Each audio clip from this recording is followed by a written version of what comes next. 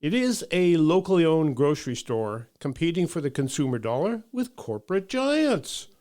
And so we ask, how does a local grocery store survive in a land of corporate giants? Welcome to the award-winning Food Chain Radio Show with your host, Michael Olson. And now get ready for 1 hour of What's Eating What Radio. Well, hello out there. You are tuned into the 1395th edition of the Food Chain Radio program, podcast. Or hey, perhaps you're among our friends over there in Paphos who are tuned in as we stream along in the Food Chain page at metrofarm.com. But whoever you are and wherever you are, welcome aboard. I am Michael Olson, your host for this hour of What's Eating What Radio. Folks, the marketplace has not been kind to locally owned grocery stores. Over the past few decades, 40% of them have succumbed to the competition of corporate giants. Yet some have found a way to survive. The locally owned Staff of Life natural food store is one of the survivors. Picture this. One literal stone's throw to the northeast stands one of the nation's fastest growing grocery discounters. 1/2 stone's throw to the northwest lands on one of the America's iconic supermarket brands. And 3 stones throws to the west stands a huge natural food supermarket owned by one of America's biggest tech billionaires. Though the competition for consumers' food dollars from corporate giants is ferocious, Staff of Life still stands.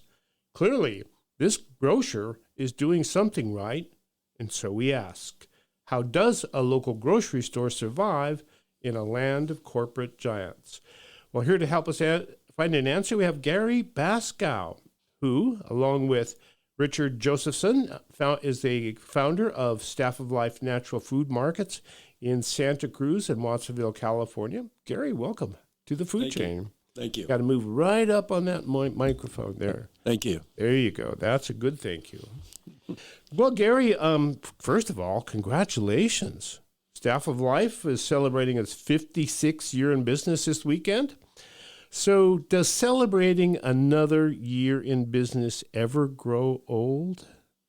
I don't think so. I think it's a milestone every year you survive in business and you can be around. And so it's a celebration, I think. A worthy celebration, my goodness. 56 celebrations. Do you remember your first year in business celebration? Well, we started out in 1969, and we were in a small little 750 square feet building off of Seabright Avenue. Mm-hmm. So I don't remember celebrating it too much because I remember we were working pretty hard.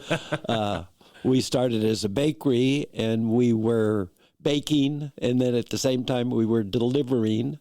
And so we had our product up in San Francisco. So many times we'd be there at 12 midnight baking, and the same early in the morning driving to San Francisco to deliver the product. So, well, after 56 years of this, now you're opened up a new career as a farmer. My goodness, what made you make that leap from local grocer to local farmer and doing both at the same time? Right.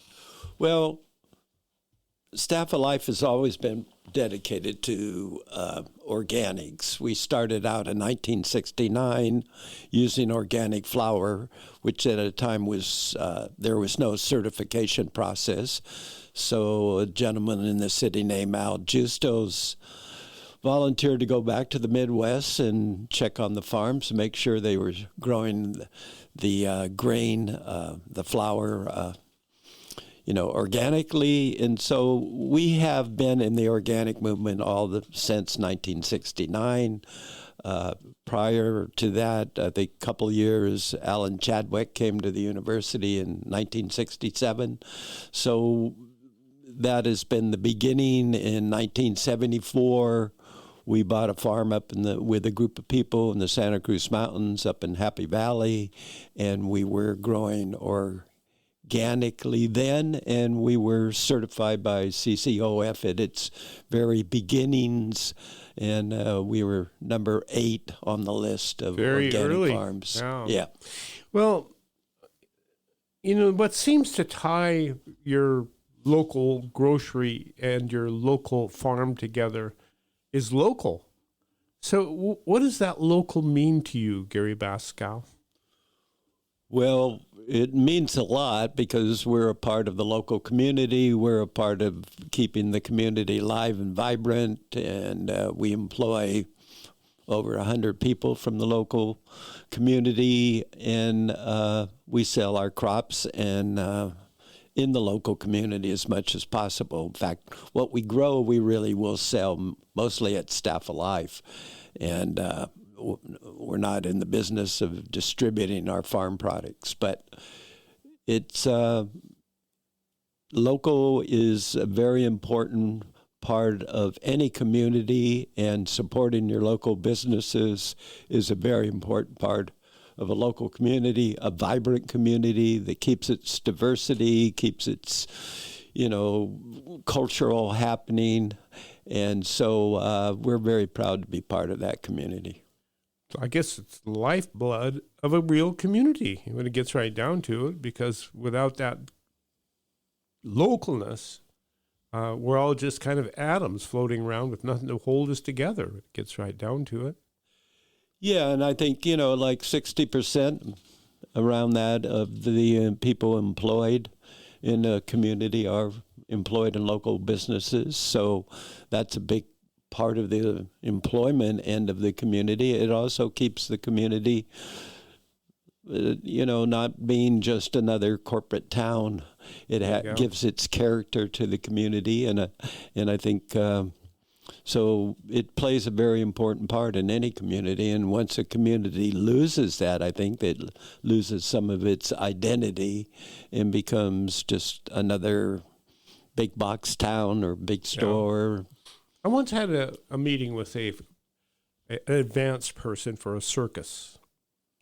Had a little circus coming to town here in Santa Cruz, California.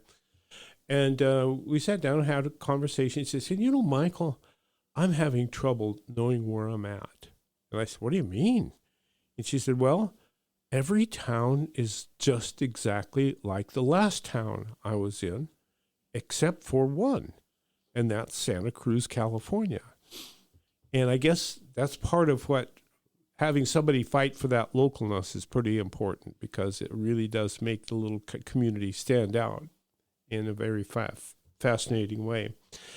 Gary Bascou, 56 years ago, you opened a grocery store by offering consumers something different. What was that something different 56 years ago? Yeah. And, just in a point of fact, those were wild times. 1969, my goodness, there was a lot of cultural upheaval. Nobody knew what was going on. And you opened a grocery store, opened a bakery. Yeah. Yeah, we started out mainly as a bakery, and that sort of goes back to my heritage. My father was a baker, my grandfather was a baker, and his father was a baker, and this goes all the way back to... So Gary said, gee, I wonder what I'm going to do when I grow up. Yeah. Well, my family didn't really want me to go in the baking business, but there was an opportunity I had gotten... actually sick in North Africa with hepatitis, and I was in a recuperating period, so I was living in London at the time, came back to Santa Cruz, just kick back and recuperate, and a bakery came up. My father had passed away, and I sort of thought, wow, this is kind of strange, sort of passing on of the torch, so to speak, and so we started baking European whole grain breads. Whole grain breads? Yes. Wow, that must have been, those were the white bread days. Yeah, Wonder Bread was the number one bread in the United States. While I was recuperating in London, I'd really gotten into health foods over there, and so I carried that tradition over here, and always tell people, I didn't start a business. I started out a business based upon health, and I didn't start out with the cheapest product, trying to sell a cheap product. I tried to sell a quality, healthy product. So the breads I was selling in the markets and stuff was the most expensive bread in the market, but it was the healthiest bread. And so we've carried that tradition on in our bakery. We still use organic flours. From that bakery, we had to get grains. We had to have multi-grain breads and things like that. We started selling bulk. So bulk came in first. Bulk? Yes. Bulk what? Bulk flours, bulk grains, and then it went into beans, and just to where we have... Now you have licorice in bulk. We have liquid bulk. We have almost anything you could think of as far as the flours are concerned, the sugars, the sweeteners, the honeys, all of that in bulk, peanut butters in bulk and everything. In fact, it's a great way to buy because as far as you're not putting any more plastic out, you can bring your jar and we'll tear it out and you can fill up your jar with anything, your favorite flour or your flavored popcorn if you want to put bulk popcorn we have. So we, nuts, you name it. We also have a large variety of bulk spices, so you don't have... And you still have this bulk program? Yes. Okay, good. Now, what kind... It seems like those bulk foods developed a community for you of customers because there were a certain kind of people going, oh, I can get this in bulk at Staff of Life as compared to buying it processed into a package at a supermarket. Yeah. No, we actually have quite a large clientele that buys in bulk. It's actually one of the parts of the business that is growing pretty well. At first in Watsonville, I was a little hesitant on it, but we still did the same amount of selection. And now we're reaching out into the Latino community down there and offering bulk sales or trying to get them to get off the pesticide-laden foods and get into organic foods in bulk, which follows a lot of their tradition because if you go down into Mexico, a lot of purchases are done in markets where... Right. It's the way things are done. Yeah. Back in 60s, late 60s, early 70s, there was a whole community of people who were attracted to Staff of Life. I was one of them back then, but don't tell anybody. It was a community of people that kind of grew up around Staff of Life. And as time went on, the product line started reaching out to more a general population as it went. And today, I see a lot of people who I would otherwise see in a supermarket shopping in Staff of Life. Yeah, well, we started out, we weren't a full-service store to begin with, but now we are a full-service store.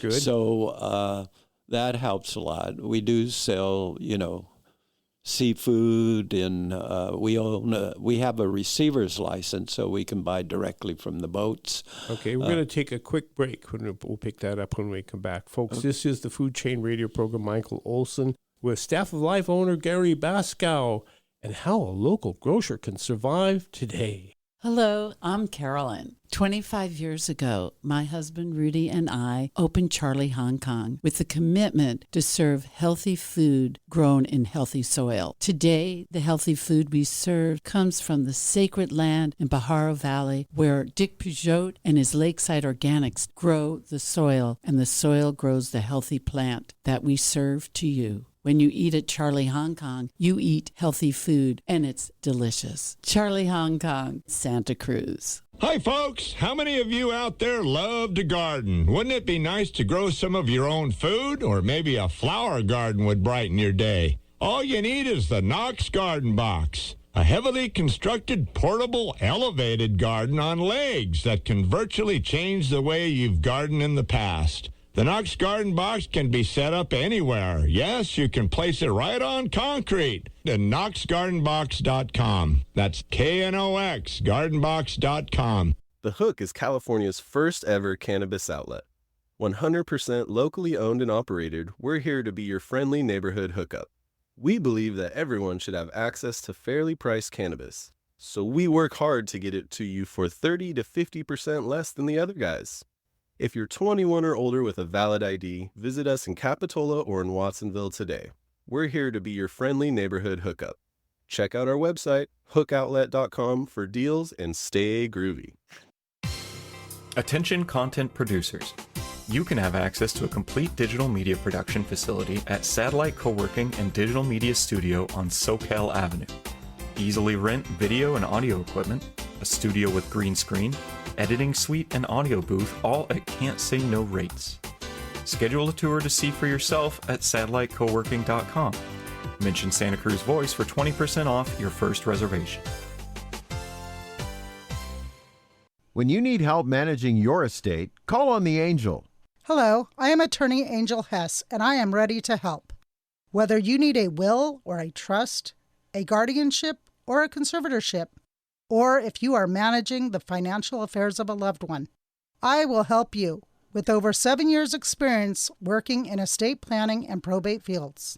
When you need help, call on the Angel, attorney Angel L. Hess at santacruzlegal.net. Do you have a car sitting around you want to get rid of? Donate your car and help veterans and their families. Yes, one fast call to the Veteran Car Donation Program and we'll come and remove your car for free. You can donate most cars, trucks, or SUVs in most conditions. The proceeds raised goes to help active military, veterans, and their families. And you get a tax deduction. Operators are standing by. Here's the number. 800-640-9509. Again, that's 800-640-9509.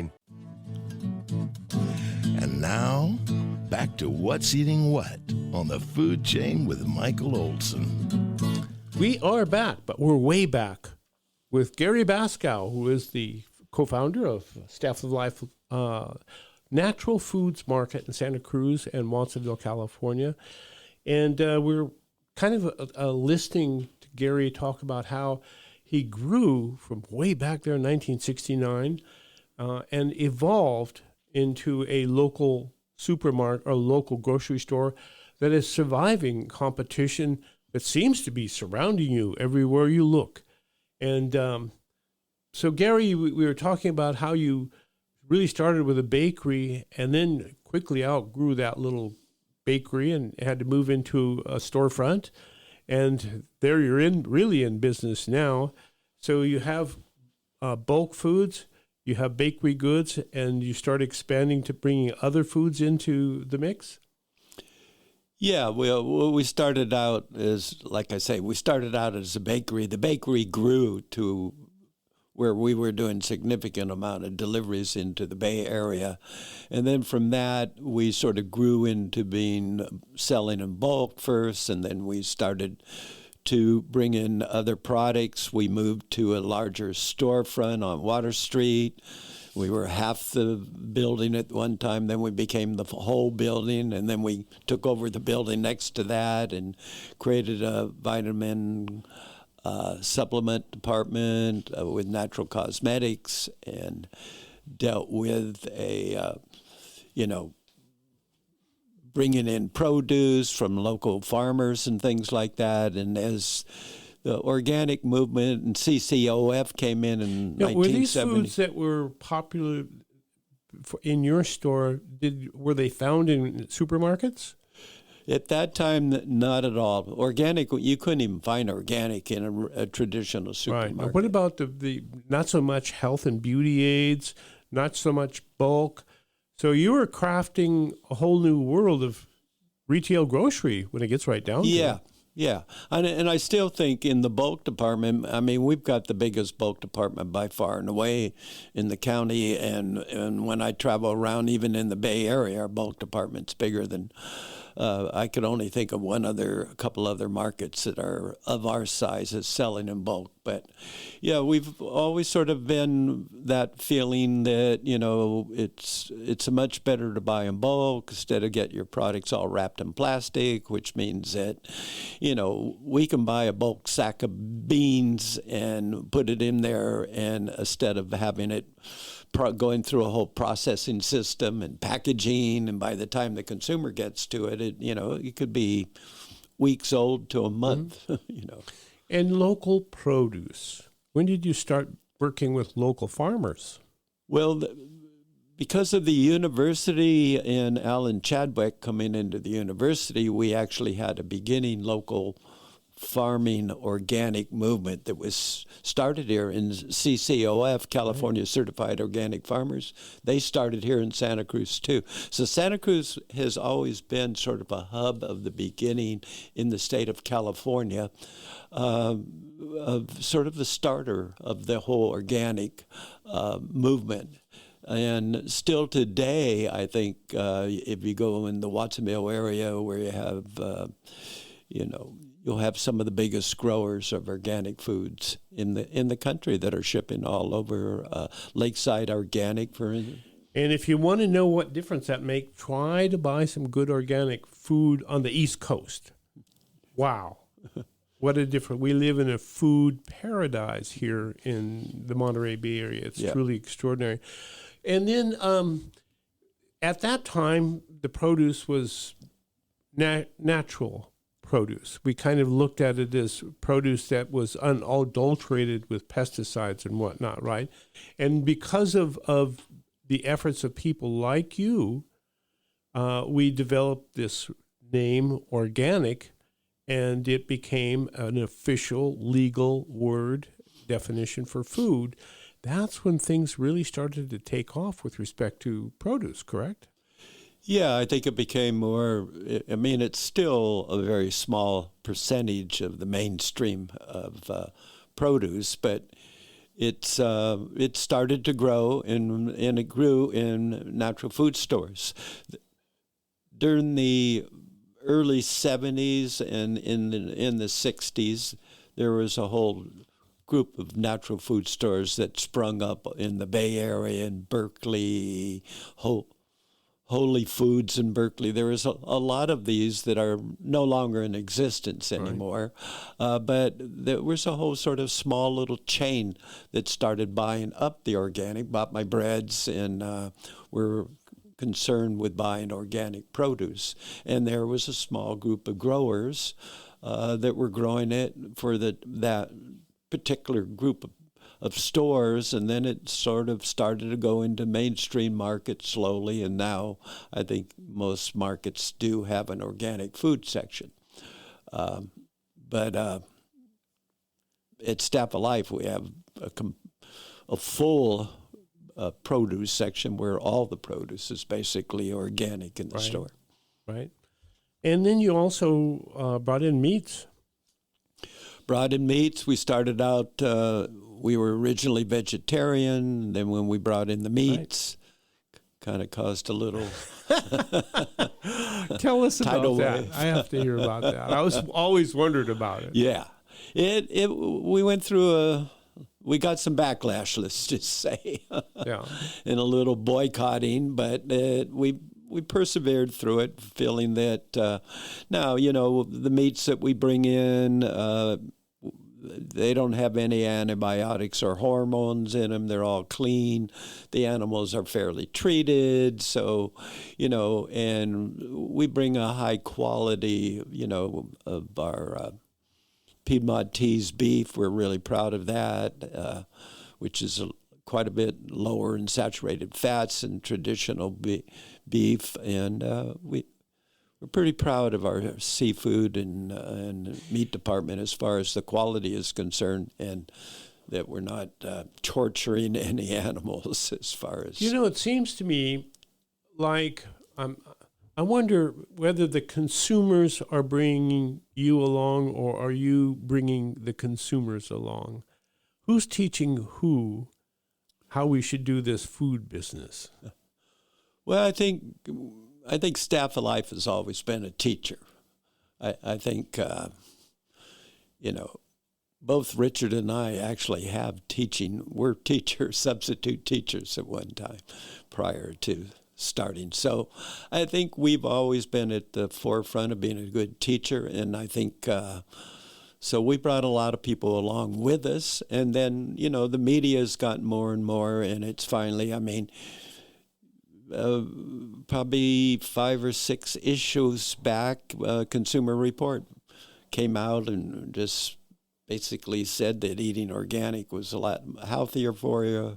People are starting to put a label of, like, pesticides do cause cancer. They do contribute to autoimmune diseases and stuff like that. So it's starting to become more aware that the food you put in your body is really contributing to, how healthy of a life you're living or how long you're living, actually.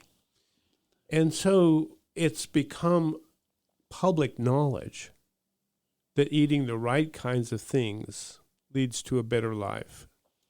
I think it was a mystery. We didn't know.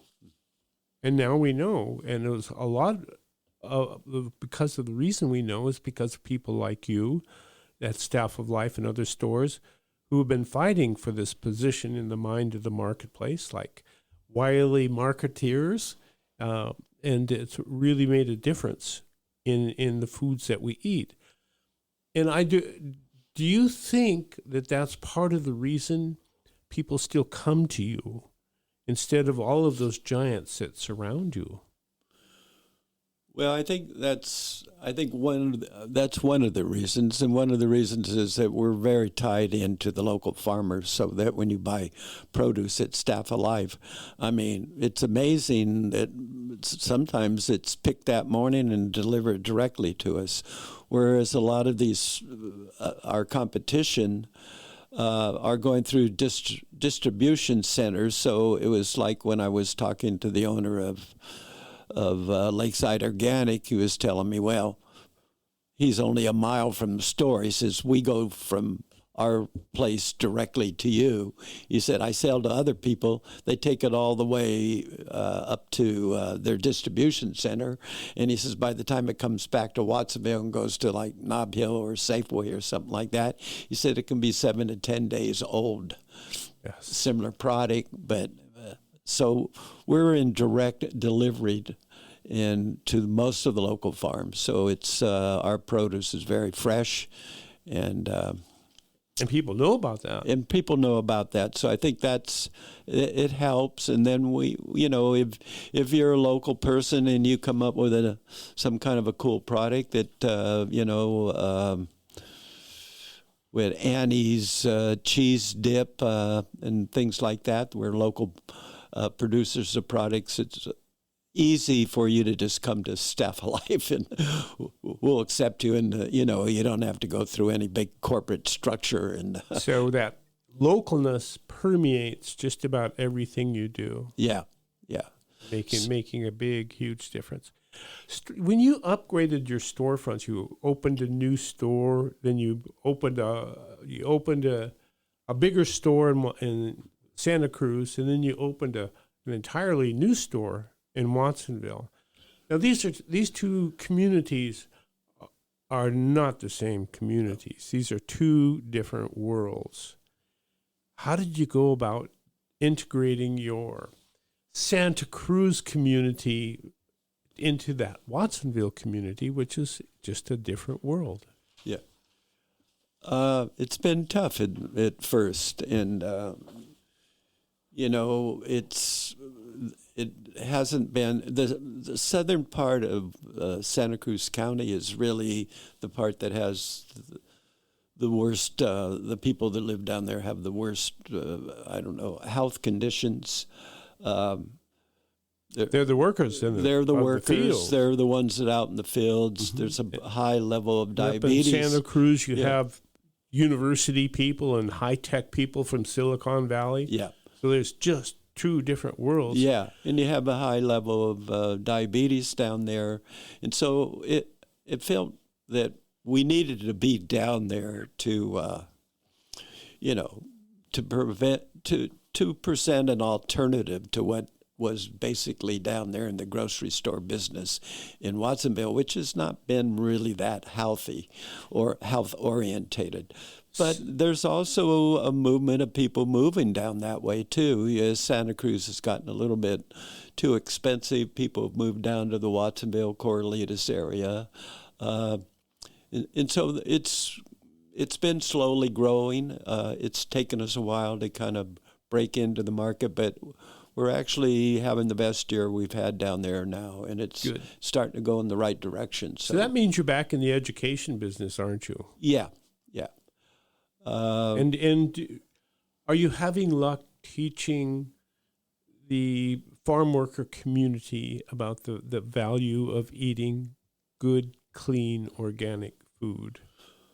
Well, luckily, the farm labor community is helping us, too, because they are very, very concerned. And if you were noticed in our Good Times, they just had a huge article on a big rally that was in Watsonville concerning pesticides and the health of their children, and the pesticides and the health of farm workers that are getting sick from the pesticides, children that are getting sick from it.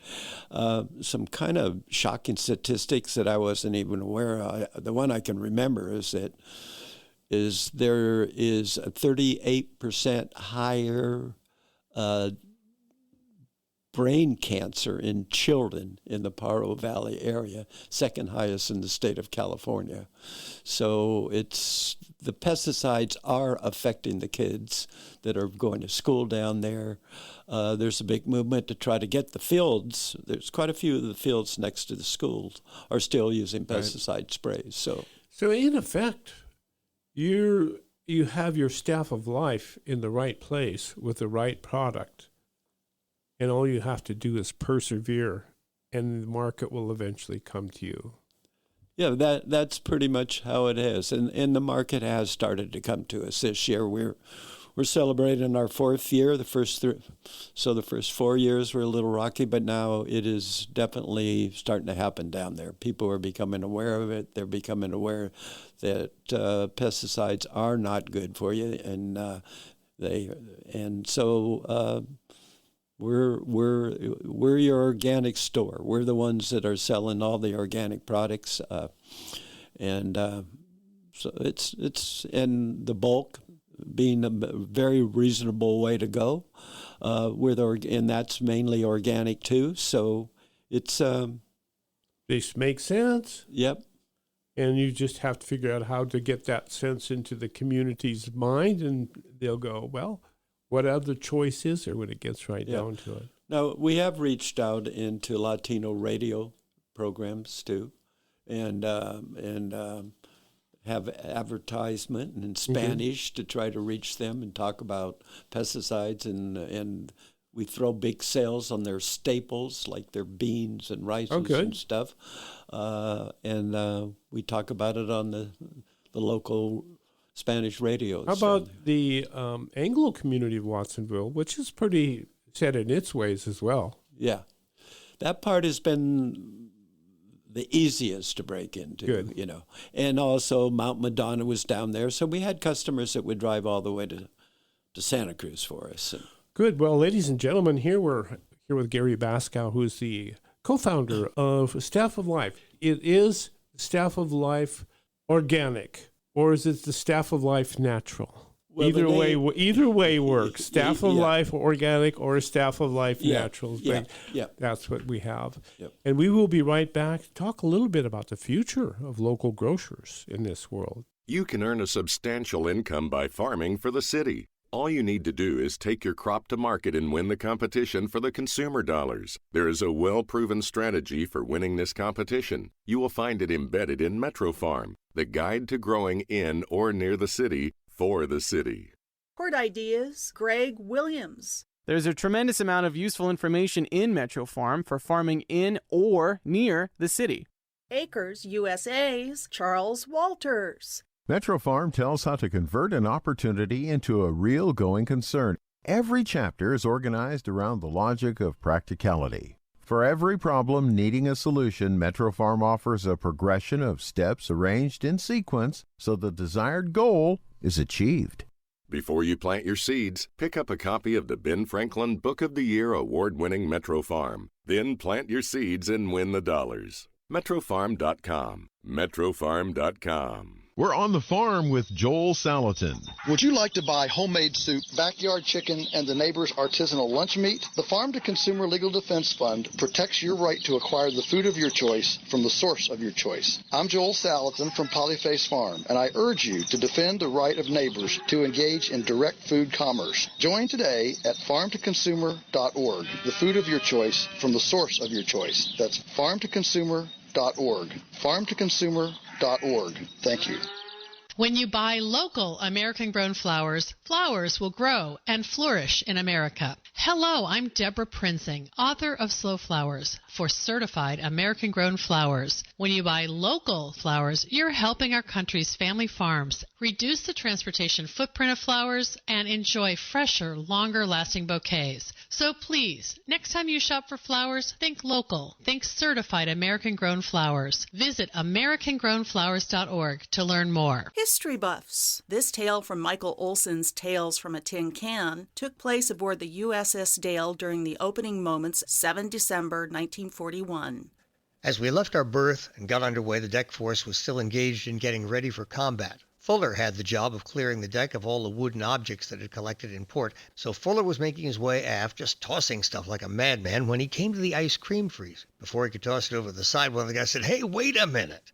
In a matter of seconds, the lock was broken and the ice cream distributed among the crew. So, what you saw that morning was the USS Dale steaming hell-bent out to the channel while the guys back aft were standing by their guns, eating ice cream and watching World War II break out all around.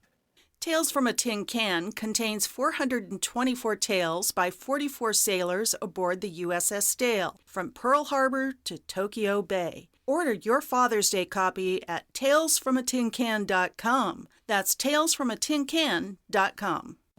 So much to say, so little time to say it on the food chain with Michael Olson. So little time to say it, and there's so much to say. My goodness, we're talking about local grocers in a world dominated by giant Goliath corporations. And gosh, in the last few decades, we've lost 40% of our local grocers. And that has a huge impact on the foods we eat, because local grocers are close to us and can respond to us, and those corporate giants are far away from us and can't respond so quickly. And so today we are running into problems with our food, and one of them, I think, is the staff of life, bread. What happened to our bread, Gary Bascou? You're a baker, your store is the staff of life, and now so many of us are having trouble with gluten intolerance. Do you have any idea what happened to wheat to cause this? Well, I think that's sort of the little bit up in the air about the exact cause of it. But I think it's because a lot of people got into eating white flour bread and everything, and has developed a intolerance to the white flour part of it. Actually, some of the whole grains and some of the old wheats that are out there, like spelts and amaranth, really don't seem to bother people. The gluten doesn't seem to bother people that much in those kinds of breads. Whole grain breads are better. I think a lot of it has to do that people just got into consuming way too much white flour and sugar products. And that's pretty much what white flour is, isn't it? Sugar? Yeah. When it gets right down to it? Yeah. And without all of the vitamins and minerals. Yeah. So how does your store, Staff of Life, come to grips with this need or this demand for gluten-free products? Well, we actually bake some really great gluten-free breads that I think they're the best out there in the market. We do a lot of pastries gluten-free. Our gluten-free chocolate cake I'd put up against anybody's any cake, whether it's got gluten in it or not. Yeah, it's so we do a lot of vegan stuff in the bakery too. Our vegan turnovers are really great. So we try to mix it up. We'll do different kinds of grains that other people don't usually use. So it's kind of fun to experiment and also make healthier products, and especially products that people can eat and don't have to give up their favorite desserts just because of the gluten in it. So people can go get a loaf of gluten-free bread at Staff of Life, make their own sandwiches, and forget about being gluten intolerant. Yeah, no, we have anybody that's tried our gluten-free bread is, it's number one rated, I think. We get people that especially come to the bakery if they don't even live in the area. They've heard about it. Heard about the gluten-free bread, and they'll buy 5 loaves or 6 loaves and freeze some at home. And well, one of the fascinating things that I see in my years of observing food and agriculture is that it's really hard to satisfy an educated appetite in the city. City people like things that are very special. I mean, if you get a tomato that was grown in 10,000 acres of tomatoes, you're not going to take it to your neighbor's house and say, hey, look at this tomato I got. It's grown with 10,000 acres of other tomatoes. It's really cool. What people want is that vine-ripened, dry-farmed heritage tomato grown organically at the farm up the road. And they want to take that to the neighbor and hold it up and say, look what I've got. And so it's very hard for the Goliaths of agriculture to provide for anything but commodities. And people don't want to eat commodities. They want to eat real foods. It seems to me like the local grocers are ideally situated to provide the kind of food city people really want to eat because of their proximity, one, to people, but also to the local agriculture. Is that you, Staff of Life? Yeah, well, Staff of Life is, being that Staff of Life is actually in the farming business itself, with the avocado ranch that it's actually putting into the ground as we speak right now. We're up to a couple of 100 trees. We are tied into the local farmers. We know most of all the local farmers.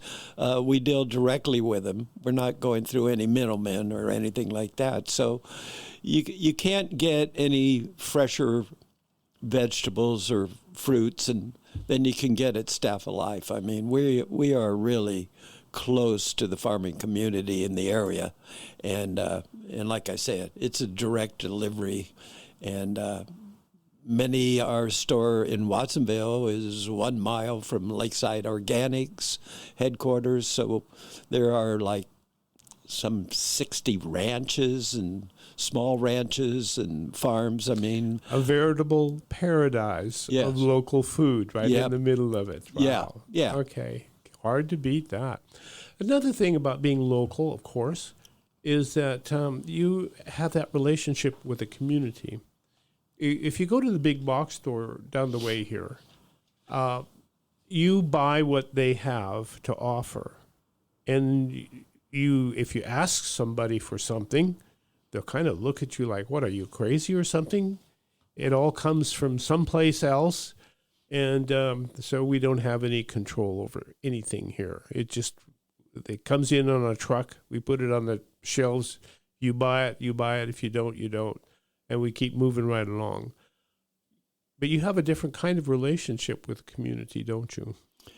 Yeah, and I think we can also respond to the community's needs. I mean, like when they had the flood in the Pajaro area there, we were able to contact our main chicken supplier and cut a deal with him, and we were able to make a very sizable donation to the food bank of chicken and chicken parts. I mean, I think it was somewhere around 8,000 pounds I think we gave during that flood time. So we are able to respond to the community, and the community comes to us, and we're tied in to the local people and what's going on in the local community.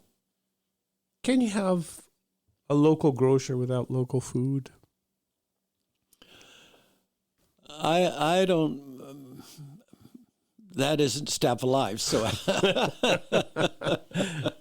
so I wouldn't know. I didn't know what you would sell. The reason I asked, I was thinking about this, is that what would you have to offer that would be unique that you couldn't get it at a box store? Yeah.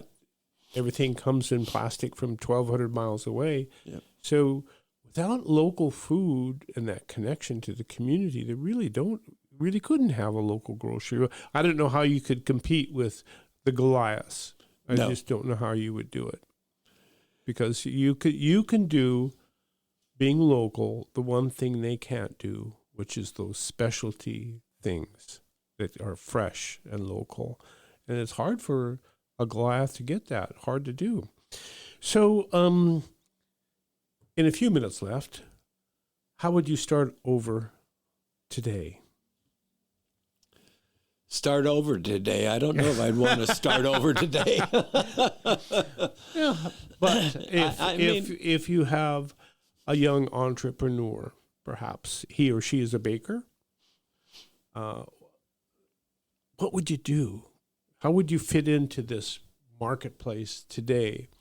Back in 1970, it was pretty easy because you had a whole culture that was looking for something different. And you pretty much were there to provide that difference for them. And their taste grew. As their taste grew, your store grew. But do you see that kind of opportunity today somewhere? Well, I mean, there are people opening natural food stores, and most of them are giant corporate structures that are doing it. There's not a lot of independents out there. And, you know, it's gotten a lot more expensive to open a grocery store. The equipment now is a lot more expensive than it used to be, so it is a fair degree of, it's quite a large investment to open a full-service grocery store. Yeah, but you weren't a full-service grocery store when you started. No, not starting that way, but when we went into Watsonville, we went in as a full-service store. And a turnkey. It was a beautiful new store with a beautiful new everything. Yeah. So, like I say, those are not that cheap to put together anymore. And, the competition is a lot more intense than it was when I started out. So you have a lot of Whole Foods around the country, all over the place. You're competing. Whole Foods has knocked out a lot of groceries, independent natural food stores. In their early days, they like to find a group of them in a certain area and plop their store right in the middle. You can see how close. It seems like that's what happened to Staff of Life here in Santa Cruz. Yeah. Because you're surrounded. Yeah. Literally a half a stone's throw away, there's a Safeway. Yeah. Well, when Whole Foods came in and opened their door, our sales went down 17%, just almost instantly like that. They've been slowly climbing back up. We're selling more than we were at that time now. The pandemic's hurt us a little bit. We're still trying to get our customer base back up to where it was before the pandemic, which hasn't really gone. I think the CZU fire hurt us some in the sense that we had people from that area up there that were shoppers that moved out of the county. But, we've had to tighten up, Like everybody else. Yeah. Sure. What would happen if people quit eating good food? I don't think they'd live as long. For one thing, yes, that's true. I mean, it's... Then we could all get our food in a can. Yeah. And it would be like living on a Navy aircraft carrier. Yeah. Which I have, and the food gets pretty bad after a while. Yeah. And I think food is one of the great pleasures of life, and especially if you know it's really wholesome. And I think you can get all your nutrition and everything from eating good quality food. I mean, we are still putting a lot of stuff into our bodies, the forever chemicals, the PFASs that are on wrapping paper, and all the plastics that are leaching out into where we have microplastics in our body now. Everybody, in fact, Consumer Report, I think they went out and did 1,000 different water all across the United States and didn't find one of them without microplastics in the water. So it's a lot of health issues. Cancer is still increasing. There's a lot of health issues that are coming down the pike from this, and they're starting to point the finger and say, hey, you got to watch what you're putting in your body. It's contributing to these problems. If you could reach out and talk to the consumers of the United States and say, this is in your hands. This is what you have to do to keep your local grocers alive. What would you tell them? Well, I tell them to drive your car a little bit further down the road if you needed to get to your local grocer. I support them because they're really important to the community. You don't want to have your food supply dominated by the big box chains and everything. The local grocer, like you say, is going to gear his product specially for you in the community. And so take that extra little drive down the road. I think a lot of people are just, the closest grocery store, I'll just go there. Be damned if it's local or not. It's just close and it's convenient. But, go out of your way, support your local grocery stores. There's very few of them in Santa Cruz. We're the last of the natural foods full-service store. We have Shoppers Corner as another local store. They're a crossover store, sort of still conventional in many ways, but still local. That's about it. And as you know, if you run around, there's New Leafs and Whole Foods and all these other businesses that are owned by giant corporations that are not local anymore. And it's take that extra little, drive a little further, go around and try to patronize your local stores. Well, ladies and gentlemen, that was Gary Bascou, the co-founder of Staff of Life Natural Food Store.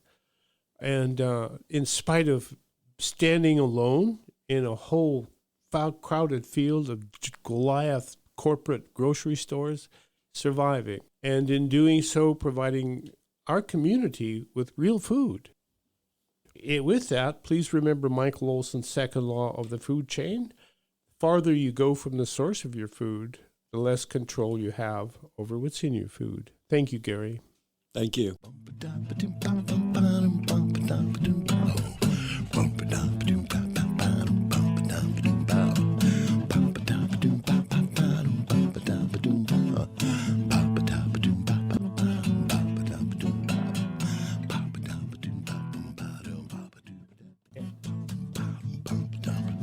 You've been listening to the award-winning Food Chain Radio Show with Michael Olson. And if your friends missed the show, tell them to log on the Food Chain page at metrofarm.com for a listen. Now, go out and find some food with its farmer's face on it and live.